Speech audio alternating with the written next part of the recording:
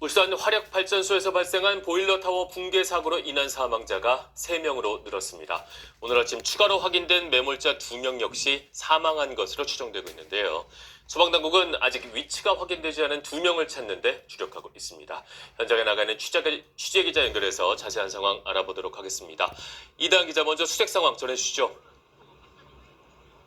네, 울산 남구 울산 화력발전소 붕괴 사고 현장입니다. 밤샘 구조와 수색 작업이 이어졌지만 안타까운 소식이 계속 전해지고 있습니다. 어제 오후 위치가 확인돼 밤사이 구조 작업이 진행 중이던 매몰 작업자를 비롯해 지금까지 3명이 숨진 것으로 확인됐습니다. 숨진 매몰자는 어제까지 의사소통이 가능할 정도로 의식이 있었고 안전하게 빼낼 공간도 확보한 상태였지만 오늘 새벽 4시 53분 심정지로 현장에서 사망 판정을 받았습니다. 이후 추가로 매몰자 3명이 발견됐는데요. 이 가운데 1명이 병원으로 옮겨졌지만 숨지는 등 지금까지 확인된 사망자는 3명으로 늘었습니다. 사망이 추정되는 매몰자는 2명이고요. 현재까지 위치 파악이 안 된 노동자는 2명으로 소방당국은 음향 탐지기와 열화상 카메라 등을 활용해 남은 2명의 행방을 수색하고 있습니다.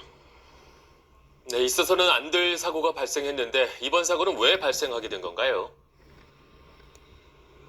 네, 사고는 어제 오후 2시쯤 발생했습니다. 한국동서발전 울산화력발전소에서 50m 높이, 건물 20층 높이의 보일러 타워가 무너져 내렸습니다.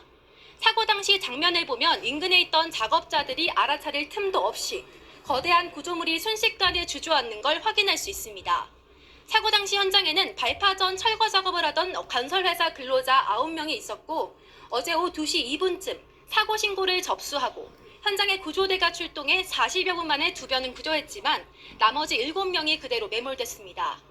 사고가 난 철골 구조물은 지난 1981년 준공된 울산 화력발전소의 보일러 타워입니다. 과거 국내 최대 중유발전소였지만 수명을 다해 2021년 가동이 중단되고 철거 작업이 진행 중이었습니다. 무너진 타워는 철거를 위해 발파 해체를 앞두고 이른바 취약화 작업을 하던 중이었습니다. 취약화 작업은 발파와 동시에 철거가 완료될 수 있도록 구조물 일부를 미리 잘라내는 작업인데 앞서 지난 2019년 울산 화력발전소 1, 2, 3호기도 같은 방법으로 해체 작업이 이루어졌습니다. 소방당국은 발파를 앞두고 절단 작업을 하는 과정에서 구조물 기둥이 하중을 견디지 못해 무너진 것으로 추정하고 있습니다. 기후에너지 환경부 장관을 본부장으로 하는 중앙사고수습본부를 꾸린 정부는 우선 노동자 구조에 주력을 다한 뒤 이후 사고 발생 원인과 책임 등을 철저히 규명할 계획입니다. 지금까지 울산 화력발전소 붕괴 사고 현장에서 MBC 뉴스 이다은입니다.